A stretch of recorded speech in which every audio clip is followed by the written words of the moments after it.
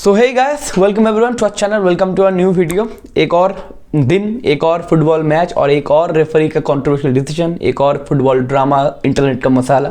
बात करेंगे कल के मैच के ऊपर, बात करेंगे जो कंट्रोवर्शियल डिसीजन है उसके बारे में बात करेंगे, जो आउटकम्स निकले बाद में उसके बारे में बातचीत करेंगे, और आज का जो बिग गेम है द मैनचेस्टर डार्बी उसके बारे में थोड़ा बहुत रिव्यू करने की कोशिश करेंगे, क्या एक्सपेक्ट कर सकते हैं हम इस मैच से। तो चलिए फर्स्ट कम फर्स्ट पहले बात करते कल वैलेंसिया का जो मैच हुआ रियल दे मैड्रिड से। मैच बहुत कंट्रोवर्शियल था, उसको वो तो बाद में हुआ, लेकिन बहुत पहले इंपॉर्टेंट मैच था क्योंकि जिरोना और बार्सिलोना फिर से एक मोमेंटम क्रिएट करते हुए और जो पॉइंट डिफरेंस है वो धीरे धीरे कम होते हुए, और हम बिल्कुल नहीं चाहते बाद में जाके ला लीगा का ड्रामा एक्टिव हो। तो मैच बहुत इंपॉर्टेंट था, मैच जीतना चाहिए था, 3 पॉइंट्स बहुत नीडेड थे हमारे लिए। एंड विनीशियस जूनियर के साथ जो वैलेंसिया का रिलेशनशिप आप जानते हो थोड़ा पंगे वाला है, तो चैंड भी हो रहा था विनीशियस के अगेंस्ट में। एंड मैं एक्सपेक्ट कर रहा था कि मैच में थोड़ा ज़्यादा एक्टिव रहे एंड ज़्यादा अच्छा पॉजिटिव रिजल्ट निकलेगा क्योंकि जूड बेलिंगम वापस आ चुके हैं 3 हफ्ते के बाद इंजरी के साथ रिकवरी करके। जूड बेलिंगम कल खेला, मिडफील्ड में ज़्यादा क्रिएटिविटी में एक्सपेक्ट कर रहा था, लेकिन पहले 45 मिनट तो वो हुआ नहीं।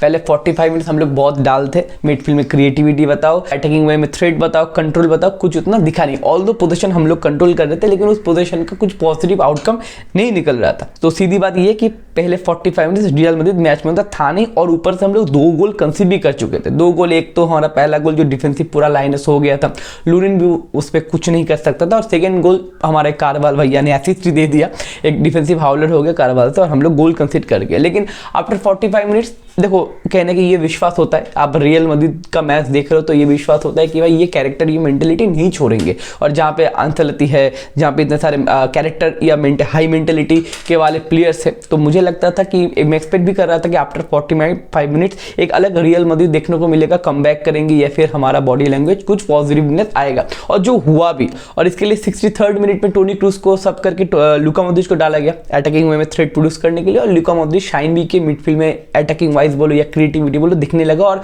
मिडफील्ड का कंट्रोल बोलो या फिर फाइनल थर्ड में बम्बार्ड बोलो या फिर अटैकिंग थ्रेड बोलो ज़्यादा प्रोड्यूस होने लगा, और एक पॉजिटिव फुटबॉल हम लोग को हाफ टाइम के बाद देखने को मिला। ऑल्दो हम लोग पहले हाफ में 1 गोल डाल चुके थे, लीड एक हम लोग कहने की कम कर चुके थे, उसके बाद एक पॉजिटिव फुटबॉल देखा। विनीशियस जूनियर का बैक टू बैक 2 गोल आया। सेकेंड गोल का जो हेडर था बहुत ही काम हेडर था, बहुत ही काम कंपोज फिनिश था।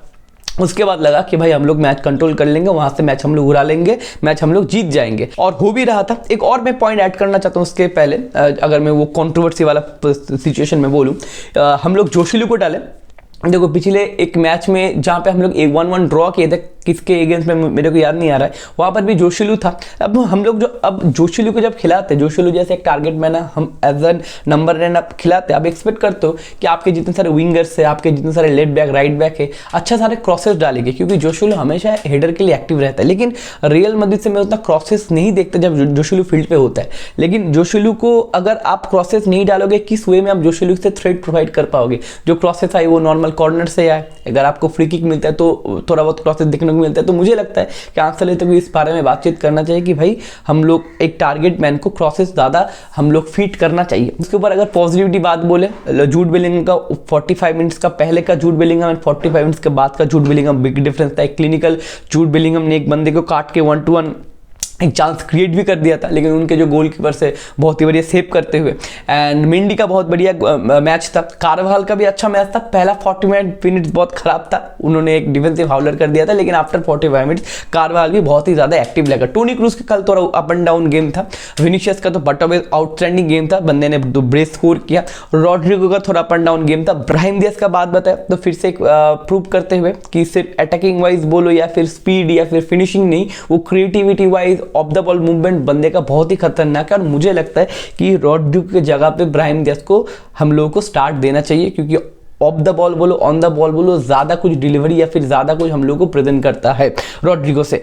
और वैलेंसिया की बात बताएं तो उनका भी एक खराब एक इंजरी हो गया था, चुआमिनी से एक क्लैश हो गया था इस बंदे का, एंड इंजरी बहुत खराब लग रहा था। मुझे लग रहा कि बंदा बहुत टाइम के लिए बाहर जाएगा, एंड सारे लोग बहुत टेंस थे, मैड्रिड के प्लेयर बोलो, वैलेंसिया के प्लेयर बोलो। आई थिंक इंजरी की बहुत सीरियस है। आई थिंक आने वाले 2-3 दिन के अंदर ही वो उसका रिपोर्ट आ जाएगा, एंड आई होप कि बंदा ठीक ठाक तरीके से रिकवर करते, ठीक है ना। मैच में बैक करते हैं तो पहले लास्ट में 10 मिनट जिस तरीके से हम लोग अटैक कर रहे थे, मुझे लगा कि भाई गोल तो गारंटी आ जाएगा, और मेंटेलिटी तो मैड्रिड के पास है। लास्ट में गोल करने के लिए 90+5, 90+6 में गोल करने के लिए वो तो कैरेक्टरिस्टिक हम लोगों के पास पास है, राइट, वो मेंटालिटी मॉन्स्टर्स वाले प्लेयर।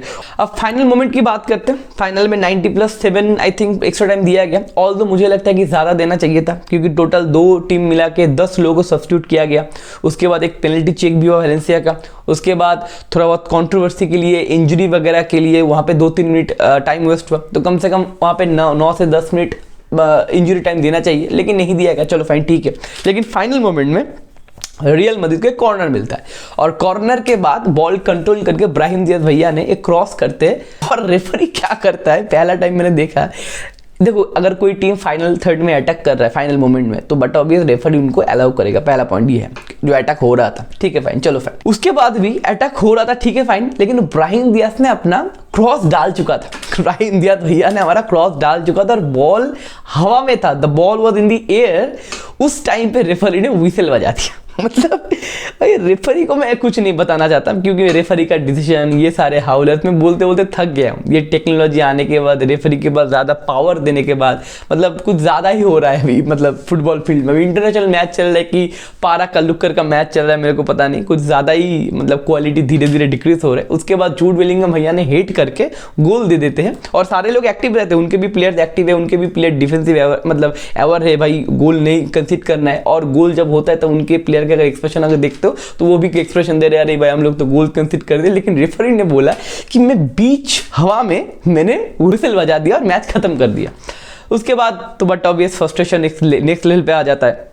लोग रेफरी से क्वेश्चन पूछते हैं, और अभी तो अब रेफरी से क्वेश्चन भी नहीं पूछ सकते, क्योंकि जूड बेलिंगम ज़्यादा क्वेश्चन वगैरह कर रहा था, इसलिए रेफरी ने उसको रेड कार्ड दे दिया। अब रेड कार्ड मतलब आपको पता है 2-3 मैच जूड बेलिंगम हम लोगों का नहीं खेल सकता, ऑल्दो रियल मैड्रिड अपील कर सकते हैं। तो मैं इस बारे में ज़्यादा कुछ बोलना नहीं चाहता, क्योंकि रेफरी से मेरा उतना कुछ भरोसा नहीं है। मतलब एक ही चीज़ रिपीट होता है हर मैच में कि उस जगह पे पेनल्टी नहीं दिया गया, इस जगह पे पेनल्टी दिया गया, उस जगह पे ऑफ साइड है, इस जगह पे ऑफ साइड नहीं है। मतलब टेक्नोलॉजी आने के बाद हम लोगों ने सोचा था कि भाई एक अच्छा फुटबॉल हम लोगों को देखने को मिलेगा, और एक बेटर क्वालिटी वाला हम लोग को डिसीजन देखने को मिलेगा। लेकिन रेफरी को अगर आप उस तरीके का पावर देते हो, तो रेफरी मतलब कुछ अलग लेवल में यूज कर रहा है पावर का। लेकिन आप क्वेश्चन नहीं पूछ सकते, आपको रेड कार्ड दिया जाएगा। जोशेलू ने भी कुछ भी क्वेश्चन वगैरह पूछा रेफरी से, उसको भी येलो कार्ड दे दिया। तो ये है पूरा का पूरा मामला। एंड ला लीगा भी एक्टिव है, अब हो सकता है जिरोना बार्सिलोना कमबैक कर सकता है। एंड देखते मतलब रेफरी के बारे में और मैं उतना कुछ नहीं बोलना चाहता। मैच हम लोगों ने ड्रॉ किया, एक पॉजिटिव पॉइंट है, लेकिन हम लोगों ने 2 पॉइंट्स छोड़ के आए वेलेंसिया में। अब देखते हैं आने वाले मैच में कैसे हम लोग कमबैक करते हैं। अगला मैच हम लोगों का यूसीएल का है, हम लोग को लिप्जिग को होस्ट करना पड़ेगा। उसके बाद बैक टू बैक हम लोग को ला लीगा में फोकस करके बैक टू बैक 3-4 मैच हम लोग को जीतना ही पड़ेगा, एक मोमेंटम क्रिएट करना पड़ेगा, नहीं तो डिस्टेंस धीरे धीरे कम होगा एंड ला लीगा का ड्रामा फिर से एक्टिव हो सकता है। तो चलिए वहाँ से हम लोग मूव करेंगे एटिहाद में।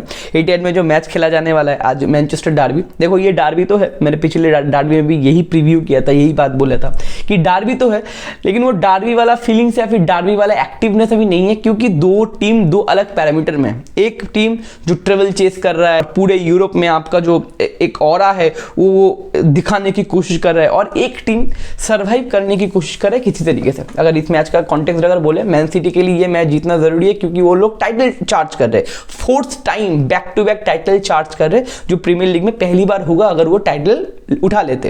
एंड दूसरा टीम क्या कर रहा है, दूसरा टीम टॉप 5 के प्लेस के लिए लड़ाई कर रहा है, यूसीएल में किसी तरीके से जाने के लिए लड़ाई कर रहा है। तो कॉन्टेक्स्ट अलग है, मैच जीतना बहुत ही इंपॉर्टेंट है दोनों टीम के पॉइंट ऑफ व्यू से। लेकिन इस डार्बी का क्वालिटी वो नहीं रहा जो पहले रहता था, क्योंकि दोनों टीम का अगर मेंटालिटी बोलो, टैक्टिक्स बोलो, प्लेयर्स बोलो, क्वालिटी बहुत डिफरेंस हो गया। लेकिन एक पॉजिटिव पॉइंट, नेगेटिव पॉइंट तो बहुत है, आप लोग जानते हो कि मैनचेस्टर यूनाइटेड का हालत क्या है, मैन सिटी का हालत क्या है। लेकिन एक पॉजिटिव पॉइंट ये कि एटिहाद में पिछले 5 मैच में हम लोगों ने 3 मैच जीता है, और मैन सिटी ने 2 मैच जीता है। ये एक स्पेशल मतलब आपका क्या बोलते हैं कि रिजल्ट है, या आपका एक पॉइंट है कि पिछले 2 मैच तो बहुत गंदी तरीके से हम लोग हारे, 6-3 एंड 4-1। लेकिन पिछला जो 3 मैच था, दैट इज 0-2, 0-1 एंड 1-2 से मैनचेस्टर यूनाइटेड जीता है एटिहाद में। तो एटिहाद में हम लोगों का रिजल्ट या फिर रिकॉर्ड उतना भी खराब नहीं है। लेकिन ऑल्दो अभी का अगर कॉन्टेक्स्ट पकड़े, क्योंकि हम लोग तो मैच पास्ट में नहीं खेला जाएगा, मैच आज खेला जाएगा।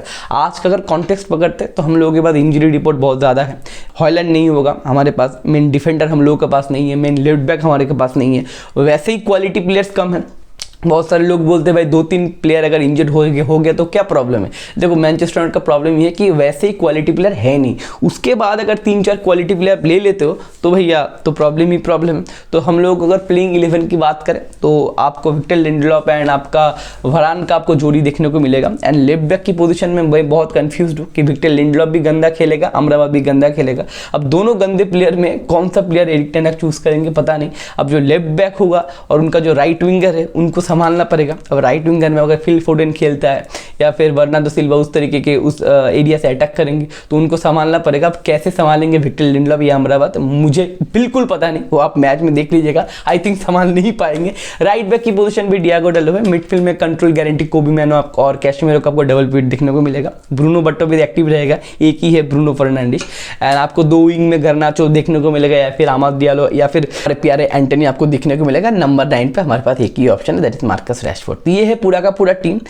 अगर आप मैच का एक्सपेक्टेशन की बात करो, देखो मैं एक चीज़ यहाँ पे बोलना चाहता हूँ, ज़्यादा प्रीव्यू करने की कुछ चीज़ नहीं है, डिफरेंस बहुत अलग है, क्वालिटी बहुत ही अलग है। लेकिन मैं एक चीज़ बताना चाहता हूँ, बहुत सारे लोग बोल रहे कि भाई मैनचेस्टर यूनाइटेड को इस मैच में सिट बैक करना चाहिए, एक गोल कहीं से आ गया तो कहने कि डिफेंसिव वाइज हम लोग को कंट्रोल करना चाहिए, मैच को सिट बैक पीछे बैठ के लो ब्लॉक खेलना चाहिए। लेकिन मुझे नहीं लगता कि आप अगर एटीएड में इतना आप मैन सिटी को बॉल रखने की मतलब वो ऑथोरिटी दोगे और सिट बैक करोगे और आपको मैच चलाने का अगर कंट्रोल आप मैन सिटी को देते हो तो मैन सिटी आपको खोल देगा, क्योंकि आपके पास डिफेंसिवली उतना स्टेबिलिटी नहीं है। ऑल्दो एक पॉजिटिव पॉइंट ये भी है कि देखो एनफील्ड से पहले भी ये फीलिंग्स हम लोगों के पास था कि मैनचेस्टर यूनाइटेड को खोल देगा लिवरपूल, लेकिन हम लोग वो मैच ड्रॉ किए थे और 1-2 चांस हमको ज़्यादा मिले थे कि हम लोग मैच जीत सकते थे। तो मुझे लगता है कि एक पॉजिटिव फुटबॉल दिखाना चाहिए। देखो मैच ऐसे भी हम लोग हारेंगे, वैसे भी हम लोग हारेंगे, क्योंकि क्वालिटी का बहुत ही ज़्यादा डिफरेंस है।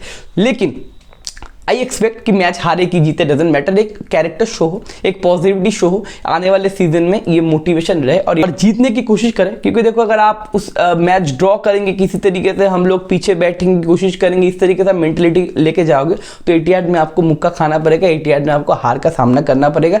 और अगर और भी मोटिवेशन चाहते हो, देखो चेल्सी ने भी 1-1 ड्रॉ किया था, इस फॉर्म में रहे कि भी चेल्सी ने मैन सिटी में जाके 1-1 ड्रॉ खेल के आया था। तो देखते कैसा मैच होता है, कैसे कॉन्ट्रीब्यूशन होते मैच का एंड कैसे प्लेयर स्टेप करते। एरिक टेन हाग का भी बहुत इंपॉर्टेंट मैच, अगर कुछ बड़ा कुछ हार वार मिल गया तो कल सुबह एरिक टेन हाग के बारे में कुछ गलत चला था आपको इंटरनेट में दिखने को मिल जाएगा, ठीक है ना। तो देखते, आई होप एक अच्छा मैच जो है यूनाइटेड अपना कैरेक्टर पुट करे, हार जीत मेरे को पता नहीं, लेकिन एक पॉजिटिव फुटबॉल हमें को देखने को मिले, कैरेक्टर देखने को मिले प्लेयर से।